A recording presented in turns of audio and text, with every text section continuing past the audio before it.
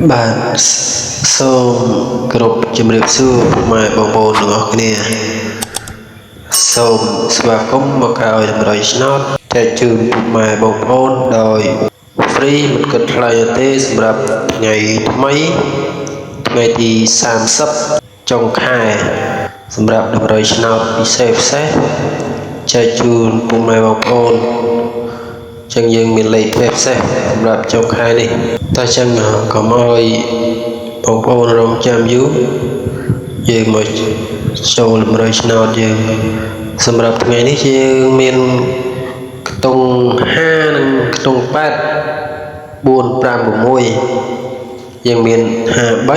56 95 85និង87សម្រាប់ការអូស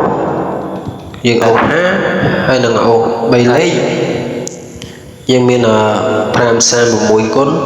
5ចិន3គុណនិង800សំទោស854គុណពុកម៉ែបងប្អូនអញ្ចឹងបើពុកម៉ែបងប្អូនស្រឡាញ់ពេញចិត្តខ្ទង់មួយណាបងប្អូនអាចយកទៅសងសំណាងបានសម្រាប់100ឆ្នាំថ្ងៃនេះថ្ងៃទី30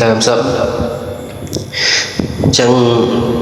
សម្រាប់100ឆ្នាំយើងមានតែប៉ុណ្ណឹងទេសម្រាប់ថ្ងៃនេះជូនពរពុកម៉ែបងប្អូនមានលាភសំណាងហេងទាំងអស់គ្នាអរគុណជម្រាបលា